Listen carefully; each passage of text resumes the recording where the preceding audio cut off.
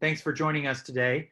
I'm Colin Call. I'm the co-director at the Center for International Security and Cooperation, or CSAC, here at Stanford. I'm also a senior fellow at the Freeman Spogli Institute for International Studies here at Stanford. We're honored today to have William Perry and Tom Collina to discuss their brand new book. You can see the title on the slide there on your screen, The Button, The New Nuclear Arms Race and Presidential Power, which puts readers on the front lines of our nation's nuclear history and offers policy prescriptions for a safer future. As many of you know, Dr. Perry served as the 19th US Secretary of Defense in the Clinton administration. He's a world-renowned expert on US foreign policy, national security, defense policy, arms control, and has a long and distinguished history here at Stanford. He's a senior fellow at FSI and at the Hoover Institution as well. And he was the co-director of FSI's Center for International Security and Cooperation from 1988 to 1993, and completed both his bachelor's and master's degrees in mathematics here at Stanford, which is particularly impressive to me because I didn't get into Stanford as either an undergraduate or a graduate student. He is now the Michael and Barbara Berberian Professor Emeritus at Stanford.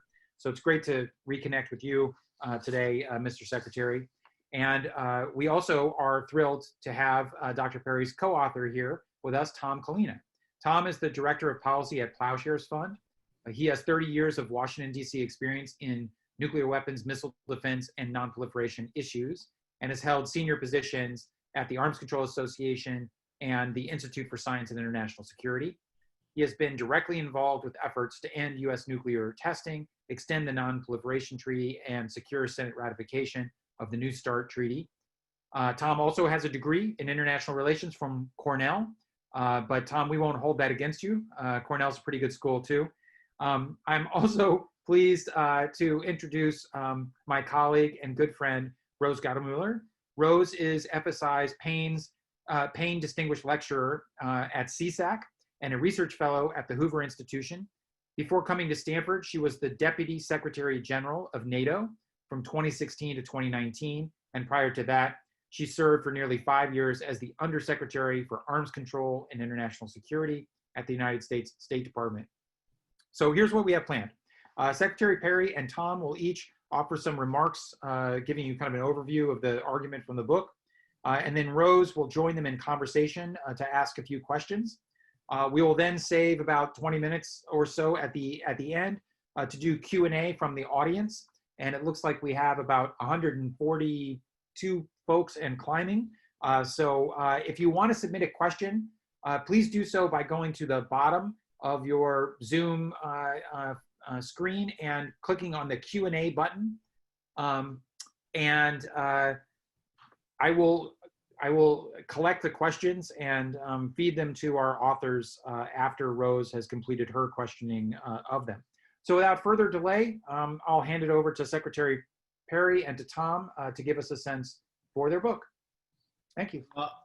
Thank you. I will kick us off. Colin, thank you so much for those introductions. And Rose, it's great to be here with you as well. It's an honor and a privilege to share this virtual stage with you. And thank you so much for organizing. Of course, it's also been a great honor for me to write this book with Bill Perry, called The Button, which comes out this month.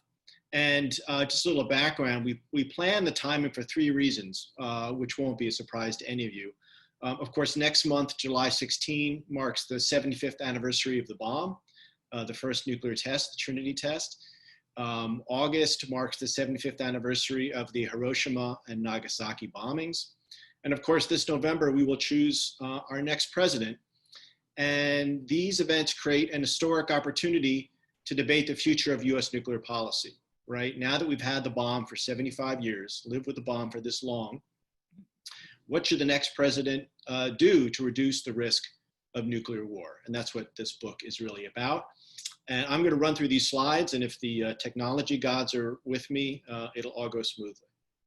Okay, great. So far, so good. So first, let me put the book in the context of the current moment. We are, of course, in a national crisis with at least 3 dimensions. Public health, the economy, racial injustice. And on top of all that, we have a leadership vacuum here in Washington. To truly move beyond this crisis, we feel that the status quo and US policy must change. Specifically, the coronavirus shows how US defense policy has been focused on the wrong threats.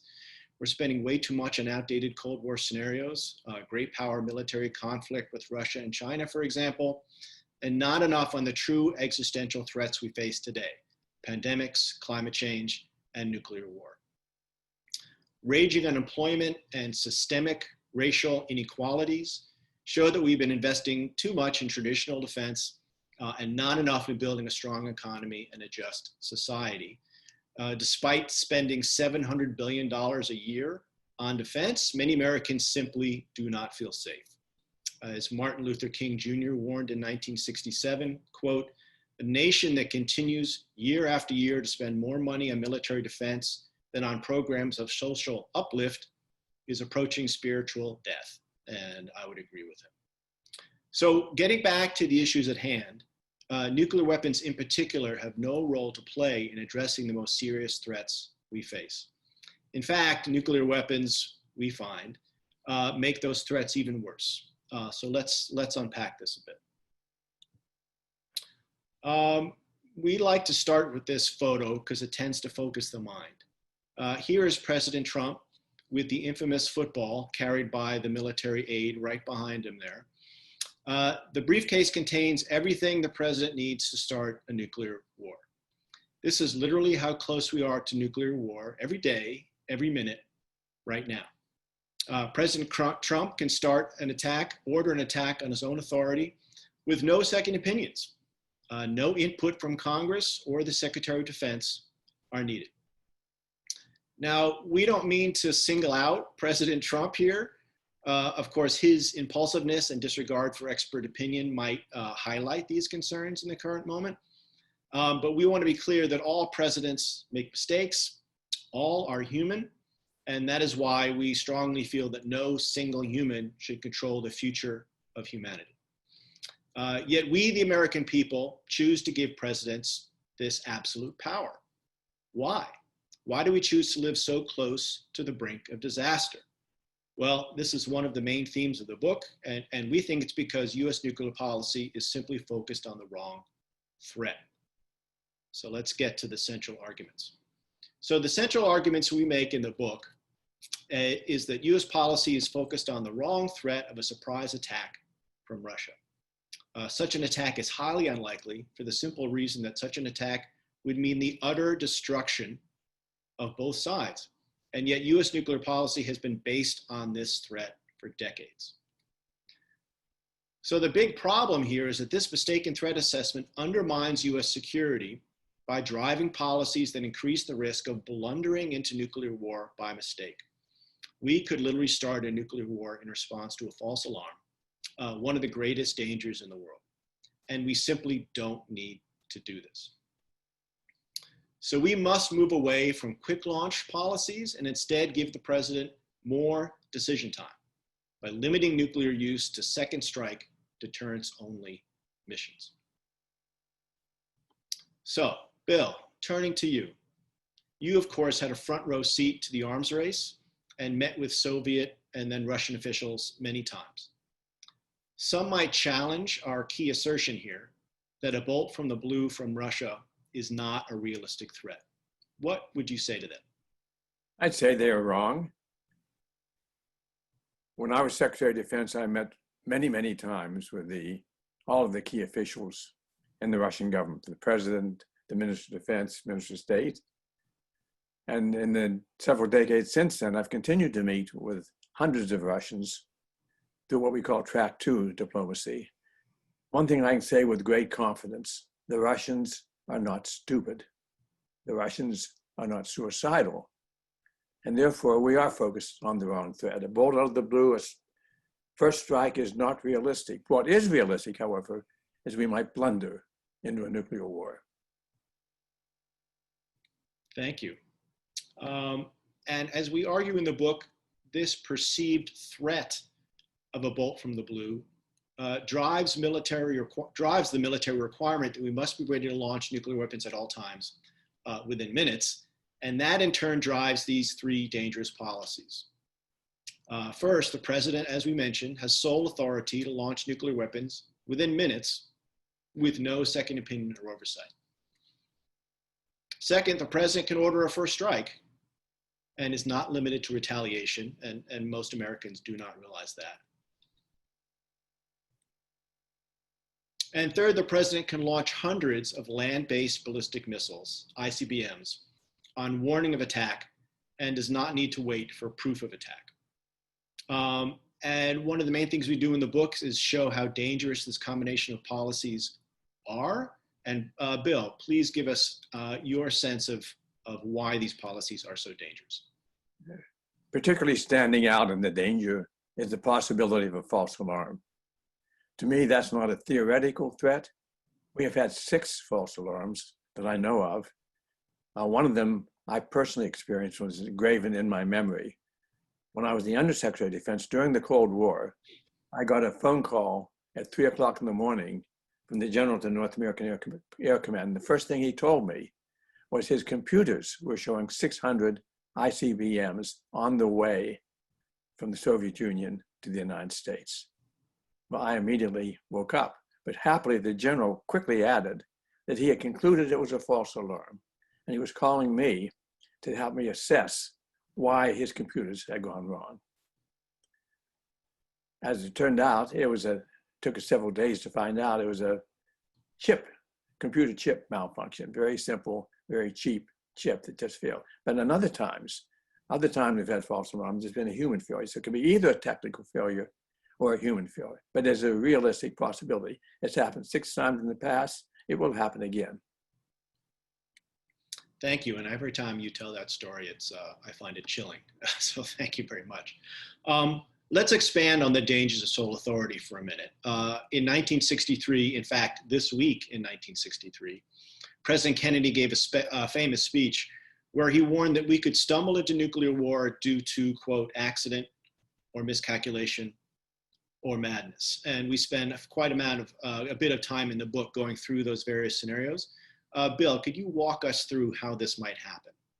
Well, first of all, the president might have bad information for his decision.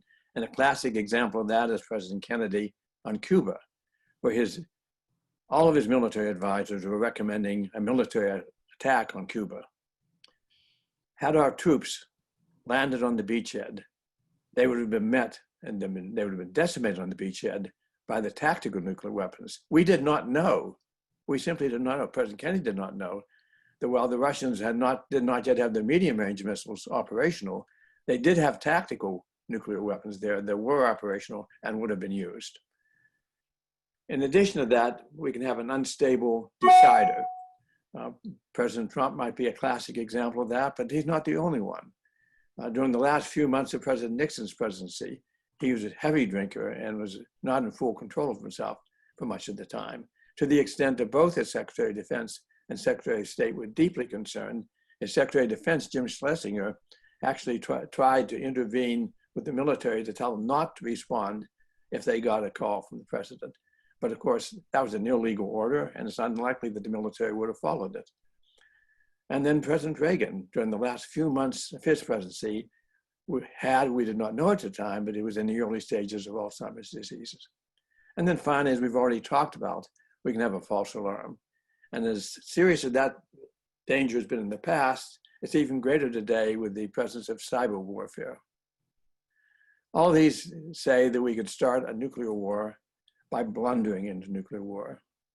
And that's what should drive US policy, what we can do to prevent the possibility of blundering into a nuclear war, not focus on the old Cold War unrealistic threat of a first strike. Thank you very much. So let's move into what we propose for solutions. The next US president can and must reorient nuclear policy away from a Russian surprise attack to preventing accidental war. And we lay out a number of recommendations, and primarily the 3 we'll now discuss. And Bill, if you could walk us through those. The first recommendation is to end presidential sole authority. We've had sole authority because we believed it was necessary for the president to be able to respond in minutes, 5 or 6 minutes to an alarm. But as we've already discussed, that is susceptible to being leading us into a catastrophic war through a false alarm. The Markey-Liu bill now pending in Congress is to that purpose. It has no probability at all of being passed this year, but it's a very good prospect for the next year. And we should all get behind supporting that bill next year. Now, secondly, we should establish a no first use. The new president should establish a no first use policy for the United States. Each president has considered that. Some of them have come very close to the brink of deciding it, but in each case, they backed off the business. This time, let's push it through. Again, there's a Warren Smith bill pending in the Congress today for that, which will not pass, but we can have an opportunity for another crack at it next year. And finally, we should phase out our ICBMs. They are accidents waiting to happen. Thank you very much. So I'm going to summarize and close this out so we can get to Rosa's questions and audience questions.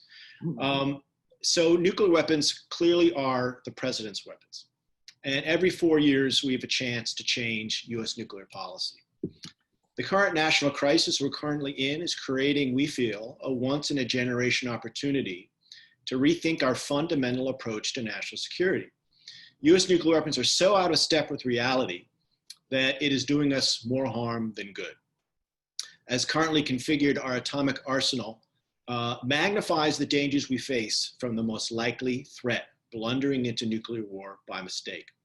So the next president can and must bring US nuclear policy into the 21st century. Now, we're pretty realistic. We know this will be hard. We are up against 75 years of outdated thinking and a $50 billion industry. History tells us that major change like this can only happen if led from the top by the president, but importantly, with public support and public pressure to deliver on promises made. So we are looking to educate the next president and the public like you. So thank you very much for listening. And if you're at all interested in buying the book, please go to benbellabooks.com. And if you use the code button30, you get 30% off. Thank you very much. Thanks, Tom. I've already tried to do button 50 and button 75, and it didn't give me 50 or 75% off the book. So just 30, sorry. Yeah, just 30. Hey, Rose, over to you. Thank you very much, Colin. I have my own copy of the book right here. I have to tell you, it's a wonderful book. I just read it over the last couple of days to prepare for this session, and it really grips you. It's really good reading. So, and you'll learn a lot. So I really commend the authors for turning out something about nuclear weapons that is eminently readable. My job is to lead a fireside chat. It seems kind of strange in the middle of June to lead a fireside chat, but in that spirit, I'm going to ask our authors a couple of tough questions and see what they have to say about it. Right up front, Bill and Tom, I'll just say, I'll ask the two of you and you two can decide whether you both want to answer or whether one of you will take the lead. So does that sound okay? Yes. All right, good. So my first question is, the Russians have just put out a new presidential decree just over a week ago, also outlining a nuclear release policy resting solely on presidential decision-making authority. The president, of course, being President Putin. As one Russian analyst put it very succinctly, and I quote, "Nuke first, phone later," unquote. What would you say to the Russians, and what would you say to President Putin based on what you learned doing your book? Well, I would say that they're making the same mistake that we have made. We're moving backwards, not forwards. And the Russian analyst who says, nuke first and phone later, that's a brave statement. But what he is not contemplating is after they nuke first, then we nuke. And what he's talking about so boldly is the destruction of civilization. If I could just add, I mean, I think Bill is exactly right. And to say that, you know, in my experience from what I've read about this, the Russian situation is even more dire than ours. In other words, the Russian president has even less time to make a decision about retaliation once they get a notice of an incoming attack, which could be a false alarm. So the situation is even more dire in Russia than it is here. and we need to help Russia move away from sole authority, first use, and launch on warning. Very good. And I can see that would be an extraordinarily interesting conversation, discussion, negotiation, but also a very complex and difficult one. Now, let me move on to my second question. Your book focuses on the US-Russian nuclear relationship, which has long been based on the notion of first strike stability. Interestingly, though, the policy that you're recommending, second use assured retaliation, as you call it in the book, has long been the basis of Chinese nuclear doctrine. Now, however, the Chinese seem to be shifting to capabilities such as ICBMs and SLBMs that would appear to be moving them in a first strike direction rather than second use assured retaliation. So my question to you is, how would you incentivize the US and Russia to move to a second strike approach, secure second strike approach, while getting the Chinese to stay right where they are? Both countries, of course, having an active modernization program going on, the Chinese building submarines and ICBMs, and the Russians continuing to modernize their nuclear triad. So what would you say about that? How do we keep the Chinese staying where they are with that particular doctrinal approach, and how do we get the US and Russia incentivized to move in that direction? Maybe Bill, I'll start on this one, and then you can jump in. I mean, and Rose, great question, thank you. I think we need to be careful not to equate China and Russia, not saying that you're doing that.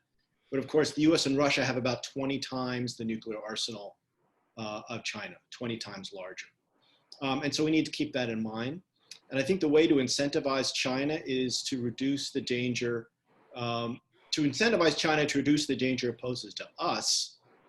We need to reduce the danger we pose to them. So we should match China's pledge on no first use, for example, and work with them to make it verifiable on both sides, for example, by taking weapons off alert. So that's where I would start.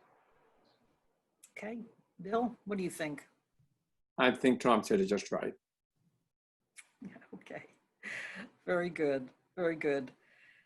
Both of you recommend that renewed nuclear reduction talks with Russia could start with the proposal that President Obama made in Berlin in 2013 for an up to 1/3 further reduction in operationally deployed warheads below the New START treaty levels of 1550 deployed warheads. I agree that that's the easiest and fastest way to get new nuclear reductions to a level of about 1,000 warheads. However, I've heard some saying today that because the Russians and Chinese are both building new nuclear weapon systems, they're both modernizing, as I said just a moment ago, we can't reduce and eliminate anymore. We need to build up and even produce more warheads. So what would you say to them? The test of our warheads, our nuclear policy and our nuclear weapons systems is not whether we are equal to or ahead of the Russians or the Chinese, it's whether we have deterrence. The test of our nuclear force is deterrence, not a numbers game. We are not trying to keep up with Joneses with the Russians. It's an interesting question. If we reduce our forces, would that provide any incentive for the Russians to do it? We cannot be sure what the answer to that is. We certainly know that during the Cold War, every time we increased, they increased. That is the follow the leader approach. Maybe it would be interesting to see if we reverse the trend and we reduce, but whether we can promote a follow the leader response in Russia as well. No way of knowing that, but let's try. Yeah, I would just add that this logic of, always building more is how we got into the arms race in the first place, where we both wound up building over 30,000 nuclear weapons each. And as we learned before, it's crazy, it's expensive, and it's dangerous. And as long as we have enough to deter Russia and China, that is a few hundred or so, then that's enough. And any more than that is wasteful. And I would just make the additional point that the country has real needs. We have needs on COVID response, on the economy, and of course on responses to racial injustice. So we don't have money to burn, and so we shouldn't do it. Very good.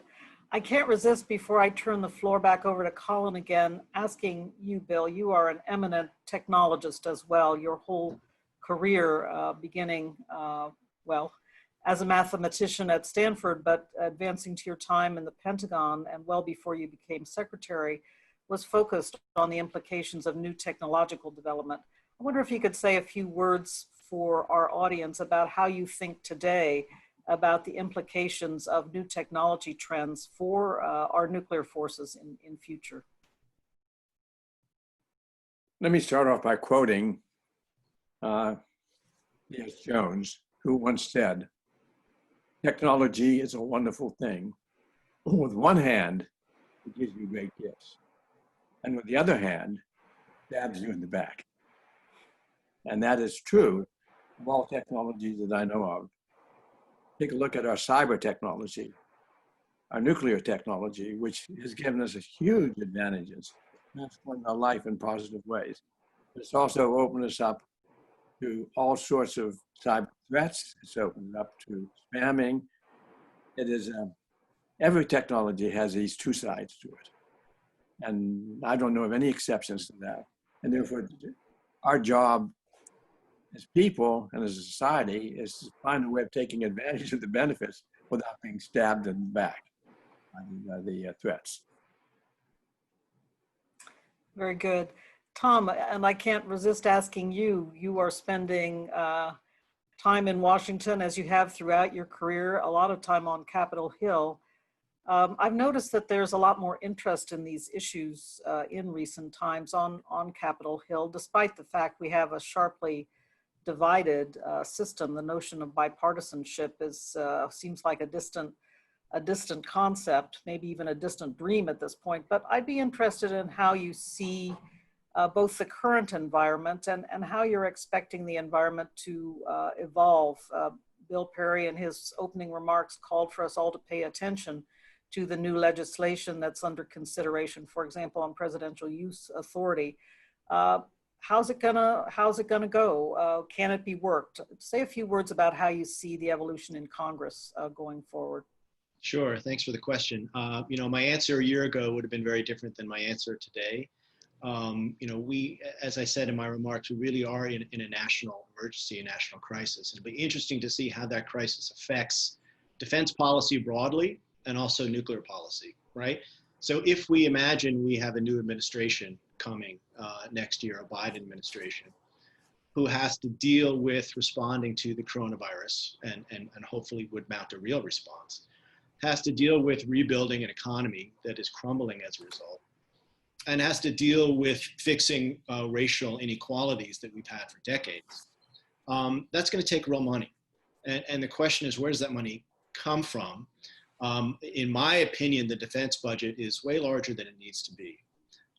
And if a president is going to look and take a fresh approach to all this, one aspect of that is reducing defense spending. If you do that, of course, that puts pressure on other aspects of the defense budget, like nuclear weapons. And as you know, the United States is now embarked on a $2 trillion program to rebuild the arsenal over the next 2 decades.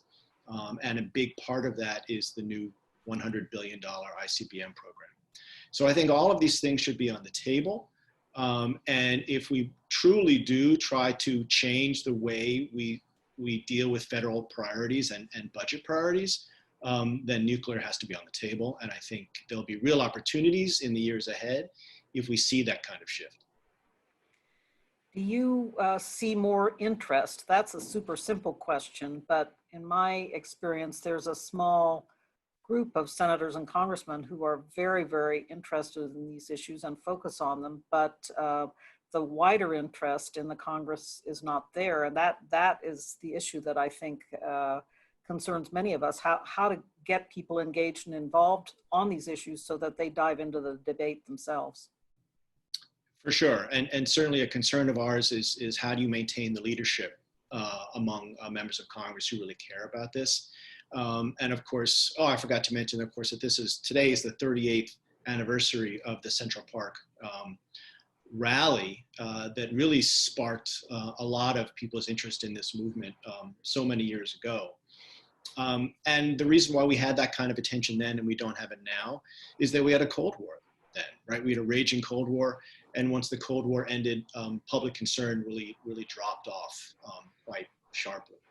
And so I think actually one of the reasons that Bill and I wrote this book is to try to frame these issues in a new way, to help people understand the stakes and bring attention more on issues that people can see front and center. For example, President Trump with his finger on the nuclear button, right? This is something that is tangible, it's right in front of us, and it's within our control if we choose to do so. All right, thank you very much for that. Bill, last question to you before I turn back to Colin, and that is whether we have a new president in January of this year or whether the status quo continues. What would be your advice might be somewhat different to each, but what would your first word of advice be? And I ask this question in the context of your deep understanding that there are a lot of things on a president's plate, and trying to keep attention on these important matters is important. And Tom's just been through a big litany of what the next president or the status quo president is going to have to wrestle with. So what would be your word of advice to the president in January as to how to work these issues and keep his eye on that prize while all of these other agenda items are also going to be grabbing at his attention? Thank you, Rose. The president undoubtedly is going to be facing a huge, huge economic problem. And therefore, my advice to him would be by taking look at the recommendations we're making in the nuclear field is an asset to him. It's a way of, it's a source of funding for trying to deal with some of these problems. So I would try to use a little jujitsu in that. Point to the problems he's already facing, and here's a way of dealing with those problems while at the same time making our country safer from nuclear dangers. So it's a twofer. A twofer, very good. Excellent. Well, we need to look for twofers or maybe even three-cornered billiard shots in this business, and I've recognized that throughout my career. Thank you both very much for answering my questions, and now back over to you, Colin. Thanks, Rose. So we've got a lot of great questions in the queue. I've tried to organize them thematically as opposed to like how they came in. So we had a couple of questions related to scenarios for blundering into nuclear war. Cheryl Spencer asks, what other happenings could lead to a nuclear weapon being set off? Secretary Perry has lectured on nuclear terrorism. Can you tell this audience briefly how that could happen? So that's kind of a catalytic escalation scenario. I have another question related to blundering into nuclear war that speaks more to the issue, Mr. Secretary, you mentioned on cyber, which is, of course, that modernization is occurring across many non-nuclear domains that nevertheless have serious consequences for cross-domain escalation and nuclear deterrence. Cyber, yes, but also space, the integration of artificial intelligence and machine learning, advanced conventional munitions like hypersonics. In terms of developments outside of the nuclear domain, what keeps you up at night the most in terms of blundering across the nuclear threshold? So what could catalyze it? A non-state actor, nuclear terrorism, and outside the nuclear domain, what risks should we be worried about in terms of blundering into nuclear war? On the question of nuclear terrorism, I think there's one thing we can do to greatly minimize that risk. Understanding that for a nuclear terrorist to get a bomb, unless he's able to steal one, which is, I think, unlikely, what he needs is to be able to get the highly enriched uranium or the plutonium, and then he can make the bomb himself. It's not that difficult. So the one thing we could do, and the one thing, in fact, we are doing now, is make it much more difficult to get the highly enriched uranium. And one of the principal accomplishments, I think, of President Obama in this field is setting up the program to try to get all of the nations of the world who have nuclear fissile material to take much greater pains to secure that material. So securing the material, fissile material, is one very important thing we can do in the case of the of minimizing the risk of nuclear terrorism. The other question was? On cross-domain escalation and deterrence questions, you mentioned cyber in your remarks, but there are developments in space, artificial intelligence, advanced conventional munitions like hypersonics. All of these raise fundamental questions of whether the nuclear powers might stumble into nuclear war through some other pathway. Which of those keeps you up at night the most? Well, I can tell you one that does not are the hypersonics. All of the hoopla on hypersonic vehicles, because they can penetrate our defenses, it's just a joke. The ICBMs can and do penetrate our defenses if they were ever to be used. So the hypersonics do not really add to the threat that we face. Space, on the other hand, is a different question. And if we are so foolish as to allow this technology race to militarize space, then we're endangering both of our countries. Indeed, we're endangering the whole world. So it's I think, a very high imperative to keep space from being militarized, and yet we're moving in that direction right now. And again, for the next president, one of the things I would urge to him is they look very carefully at the question of space militarization and find as an objective ways of decreasing the likelihood that space will be militarized, not increasing it, as we're in the situation we're in right now. Great. There were a number of questions related to no first use and sole authority. I'm going to lump a couple of questions together for you to answer. So Tad Daly from Citizens for Global Solutions in Los Angeles asks, I was a little bit perplexed by this sentence in Bill Hartung's review of your book in Forbes magazine, where he wrote, quote, the best way to dramatically reduce the risk of stumbling into a nuclear war is to require the president to consult Congress before launching a first strike, adopt a policy of no first use, and eliminate land-based ballistic missiles. And then Tad adds, that first clause logically suggests that the United States might indeed use nuclear weapons first, as long as both ends of Pennsylvania Avenue sign off on it. And then Tad concludes, please say it ain't so. So do you, would you support, are your recommendations that the United States should be able to engage in a first use policy as long as Congress and the president could agree? Bill, can I jump into that one? So I might say that, you know, our main concern is presidential sole authority for first use. So there's two aspects to that, right? There's the sole authority piece, and then there's the first use piece. And there's two ways to go after those things. One is there's legislation in Congress by Senator Markey and Congressman Lieu to say that sole authority for first use must be shared between the White House and Congress, and that would slow down and delay any decision on first use, which we think would be a great idea. Yes, it could potentially still allow first use. So that's why I would, but of course it would be a shared authority for first use. So that's why I would say we should, in addition to that, we should have no first use policy. That is a blanket prohibition on first use. And so it's kind of a belt and suspenders approach, if you will. You would have a congressional ban on sole authority for first use, shared authority for first use, and then you would have a ban on first use, full stop. Let me add to that. I think we should have a no first use policy, period. When I was secretary, as people often have said, but what if somebody attacks us with chemical weapons? And indeed, when I was secretary, one of the North African countries, I think it was Libya, was building a chemical weapon plant. And I was asked the question as Secretary of Defense, should we use nuclear weapons against them? And my answer was, we don't need to use nuclear weapons to deal with this problem. We don't need to use nuclear weapons. That was true then, and it's true now.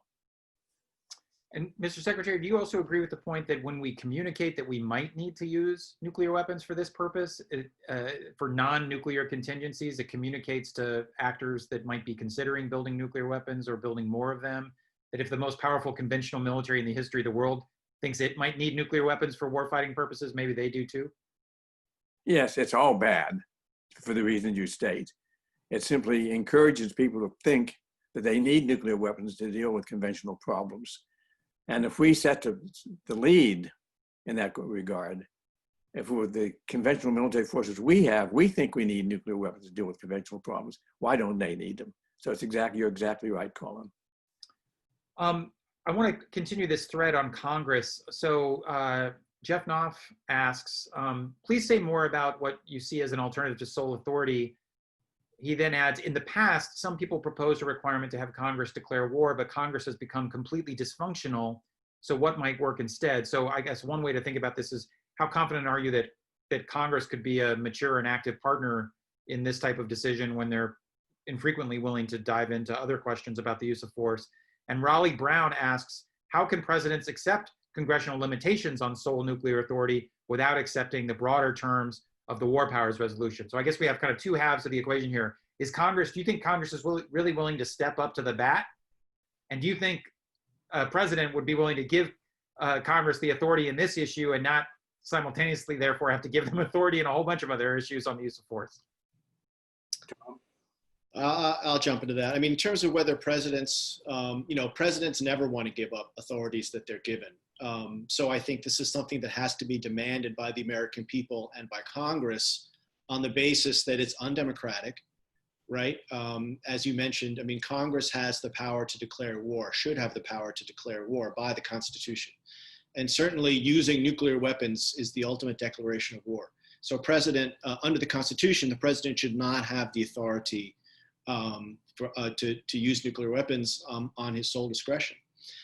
So Congress is going to have to step in and reassert that responsibility, that authority, by clawing back, as we say, some of the authorities that have over time seeped to the White House away from Congress.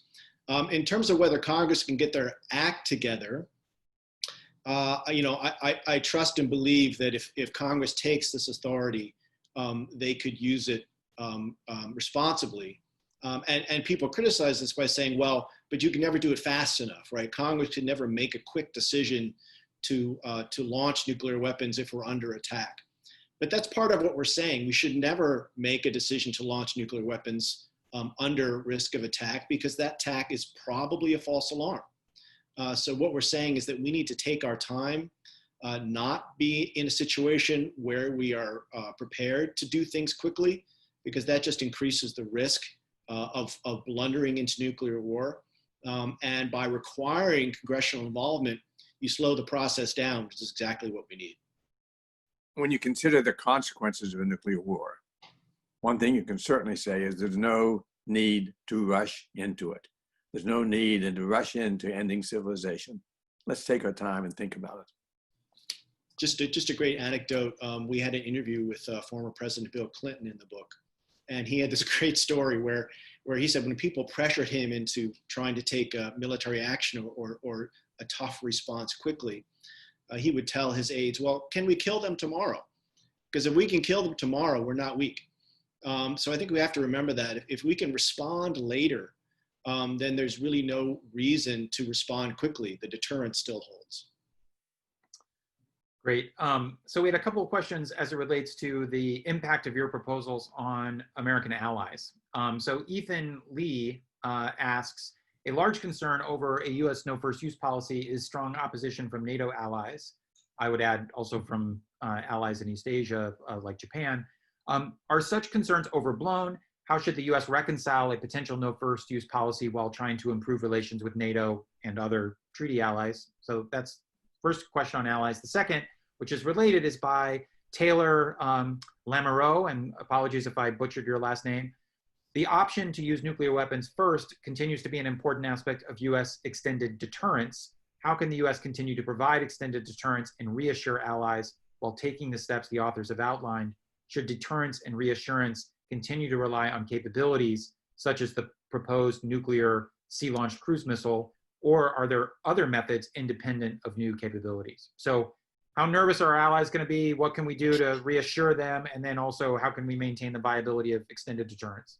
Let me address the first one and leave the second one for Tom. When I was the secretary, we were considering a no first use. And during the debating period for that, I was besieged by representatives of European and Asian countries, particularly Japan was very, very strong on this. They had the belief that a no first use would somehow weaken our extended deterrence. All I can say, Colin, is I never understood their argument at the time, and I don't understand it now. I don't see the connection between these two at all. But I can assure you, but I can confirm what you're saying. They were very concerned about that. It was a problem at the time, and in fact, it probably more than anything led us not to actually go ahead with no first use, wrongly not to go ahead with the no first use. Tom? And I would just add that this is a serious problem because, as Bill just said, you know, ally concerns can get in the way of a president doing the right thing on this issue. So I would strongly urge in a forthcoming Biden administration, for example, that President Biden, a possible President Biden, come out strong supporting no first use as a logical extension of his position in the Obama administration. And know that he's going to have to do a charm offensive with the allies and bring the allies along and convince them that no first use does not in any way affect the US commitment to extended deterrence. And that process has to start on day one, and it has to be concerted and ongoing. And all the allies, the important allies, need to be touched and reassured. And then I think this policy can be a success. Rose, I think you have the pulse of our allies, particularly in Europe, better than anyone here. What do you say about this? Well, thank you for the opportunity to come back on. Briefly, it's an absolutely great question. My view is that the allies have been a bit whipsawed by the current administration, and particularly they're very concerned about the lack of consultation on issues such as withdrawal from the Open Skies Treaty was a good example. Now, to give them credit, the current administration did a good consultation on the INF treaty and provided a lot of information about the Russian violation, and so we're able to bring the allies along on that. But there's a lot of concern among the allies that they are simply not getting true consultation from Washington at this point, certainly not on the future of nuclear arms reduction, at a time when the current administration says they want to have a negotiation on non-strategic nuclear weapons reduction. So that, of course, directly involves the allies. So my bottom line is, I think this actually might be a good moment if a new president does arrive in office to actually talk seriously and directly to the allies about that it's time for some needed change, that nuclear doctrine should get a good hard look, and we want to talk to them about it. Now, I can't tell you whether their views of this matter will have changed, and certainly, Bill, I don't have any direct evidence of how the Chinese would jump into the discussion, but I do think that this is a time where they have felt a bit bruised and bleeding, frankly, and they'll be relieved to have a good, serious, and wise conversation about these matters. Thanks, Rose. And one thing, and Tom, I also wanted to get to you on if you have anything more on extended deterrence, but just for if people are interested, Vice President Biden gave a speech to the Carnegie Endowment about a week before the end of the Obama administration, and it essentially was supposed to be kind of a scorecard for how the Obama administration had done on the Prague nuclear agenda that Obama had outlined at the beginning. And it was a good record, but a mixed one, I think, is fair. But of note to the no first use debate, Biden made it clear in that speech that it was his view and the president's view, President Obama at the time, that there was no realistic contingency in which the United States would use nuclear weapons first, and that in their view, his and President Obama's, the sole purpose of nuclear weapons was to deter and, if necessary, retaliate against a nuclear strike. So I think his views on this issue have been around for a while, and I know that both he and President Obama wanted to make sure that they had those views on the record before. But Tom, I've got some other questions, but I wanted to make sure there wasn't anything you wanted to add on this extended deterrence question. No, I mean, just to say that was a great statement that Vice President Biden had just before President Trump came in. I think it's essentially supportive of a no first use policy, and certainly many of us hope that a Biden administration would move quickly to get on to no first use and make that a reality. Okay, so a couple of questions as it relates to the ICBM. So essentially, your argument boils down to moving from a triad to a dyad. And Michael McFaul, some of you may have heard of him, runs FSI, decent guy, says, terrific discussion, ordering the book right now. Could you say more about why and how the ICBM should be retired? And I might add, do you envision a life extension program? Do you envision an immediate retirement? Give us a little bit of a flavor for how that happens. And then Byron King says, so you don't like ICBMs, which are elderly systems on the best days. Do you support other forms of modernization, like the B-21 new bomber or the Columbia-class submarine? In other words, if we move towards a dyad, should we modernize the dyad, or should we not make any of those investments either? In our book, we answered that question. We say specifically that we should modernize the dyad. In terms of why phase out the ICBMs, it's because they are the most dangerous weapons we have. They're the ones most likely to lead us to blunder into a nuclear war. Tom, what do you want to add to that? Well, just on the question of how you would do it, the first thing we would do is cancel the new ICBM program. This is a program to rebuild the ICBM. It's going to cost upwards of $150 billion. It would be better to take that money and put it in a barrel and burn it, right? Because we would be less safe with that weapon if we build it. So I would pay not to have that weapon built. So cancel that system. Then you want to retire the Minuteman III ICBM that we have. And as Bill just laid out, our argument is the sooner you retire it, the better, because it's simply dangerous. It simply increases the risk of blundering into war due to a false alarm. Politically, that's not going to happen. So I think politically, if you cancel the new missile, you're probably going to have to balance that with a life extension of the existing missile. And you can do that. It'll cost some money, but we can extend the life of the Minuteman III, and that's probably the political compromise that's coming. But the important first step: cancel the new program and save that money for something else. So I want to ask about the other piece of the modernization equation, which is NC3, Nuclear Command Control and Communications. Obviously, and this relates to a question by Stephen Schwartz, who says, launching first and fast is not only or even primarily driven by fear of a surprise attack. Stephen says, since 1950, military officials have been aware that just a handful of nuclear weapons could potentially disrupt or completely prevent our ability to retaliate by killing or incapacitating top political leaders and military leaders and destroying their fixed and mobile command posts and the inherently vulnerable communications networks linking them all together with our nuclear forces. Do you, especially Dr. Perry, concur with that fear? And if so, do you recommend investing additional billions of dollars to further harden our NC3 network? Yes, in the book, in fact, we make a specific recommendation that some of the money that we were saving from the ICBM program could be used for hardening our command and control system. We think that's a good thing to do.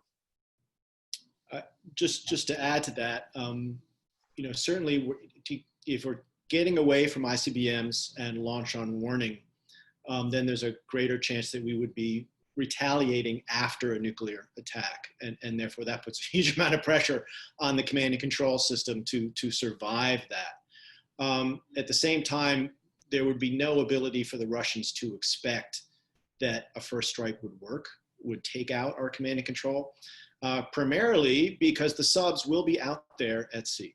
And has been said by people smarter than me, a failure to communicate does not mean a failure to retaliate. Just because we can't communicate with the subs doesn't mean they won't find a way to retaliate. And the Russians could never be confident that US submarines that are out there floating at sea and are invulnerable would not find a way to respond. So we have a couple of questions about the other roles and dynamics of nuclear weapons. So I'll ask two questions in this category. So Herb Lynn asks a question about the parity conversation. Herb says, your argument implies that the US could have X number of nuclear warheads and deterrence would not be harmed if the Russians, even if the Russians had 2X of those warheads. Many people would argue for parity not on the basis of military needs, but for the psychology of it. That argument is something like, if they have 2X, they will feel that they have the upper hand and will not be deterred. How do you respond to that psychological argument for parity, which has obviously been around for a long time? So that's first question in this category. And then Hans Christensen asks about damage limitation. He says, under your model, the US presumably should also not plan damage limitation scenarios. That is, if deterrence fails, retaliation could be used to reduce the extent of damage to the United States and our allies.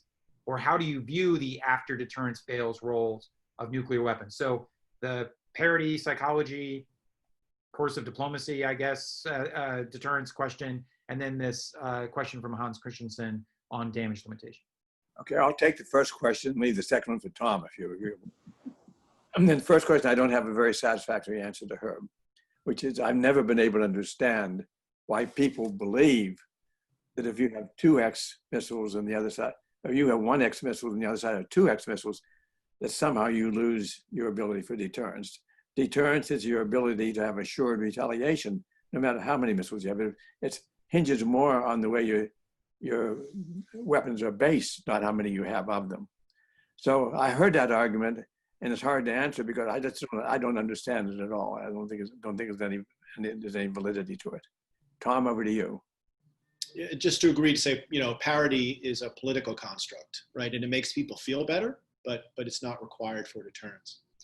On the issue of damage limitation, I think it's a myth. The fact that the belief that we can limit damage in a nuclear war is simply a myth. And so the key thing to avoid is nuclear war itself. And if you're sort of getting ready to preempt and thinking that you can limit damage that way, you're simply increasing the chance of nuclear war to begin with. And so it's just tremendously dangerous and should not be considered.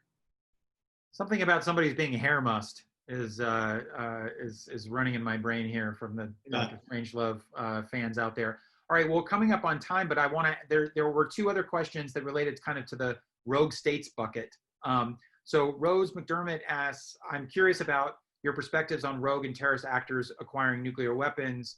In particular, do you have any advice about how best to prevent or respond to such threats? And then Dong Hyun Kim, a reporter for Voice of America, the Korean service, asks whether, Dr. Perry, you feel that the kind of Perry process during the Clinton administration, or a kind of step-by-step approach to dealing with North Korea, is still viable, given North Korea's advances on the nuclear and ICBM front? I'll take the second question and leave the first one for Tom.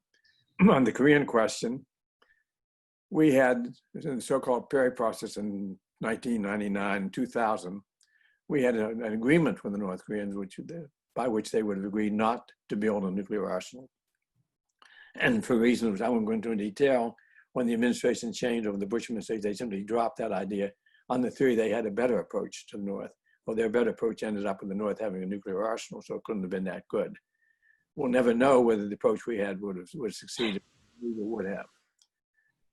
So that was what we were trying to do then. But the question, could it be used today? And the answer, I believe, is no. Well, the goal we had then and the negotiating objective we had then was to get North Korea to agree not to build a nuclear arsenal. Now they've built one. And now anybody want to negotiate, and they had a much different and much harder objective to get them to give up a nuclear arsenal they already have. That would be much harder to achieve. I'm not sure if even possible. We lost that opportunity. Tom? I interpret the rogue state question as really a question about how do we stop proliferation. And I would just remark that we got lucky that the NPT, this is the 50th anniversary of the Non-Proliferation Treaty, and I think we dodged a bullet. One of the benefits of coronavirus is that we're not having that conference this year. Because I think if we did, it would have been train wreck, where the non-weapon states parties to the NPT are really quite frustrated at the nuclear powers, particularly the United States and Russia, tearing up arms control treaties rather than building them up. And so I think we need to fix that. And it'll probably take a new US administration to fix that. And that'll go a long way towards reducing the threats of proliferation to other states. Great. Well, we were right at time. I want to do a couple of things here. First, I want to thank all of you for joining us. I want to thank Secretary Perry and Tom for a fascinating discussion, and Rose for starting off that discussion with some great questions. We are really blessed at Stanford to have so many talented people here, but also coming to visit us, even if it is remotely. So thanks to all of you. And I will just conclude by saying, there were undoubtedly some questions and issues that were left on the table, and the presentation just scratched the surface of the depth of the book. So I really encourage you to go out and get the button It's a great read, and we're thankful that you shared some of the ideas, and I hope folks will dig deeper into the book. So Thank you, Colin, and thank you, Rose. Thank you both. It was an honor and a pleasure. Appreciate it.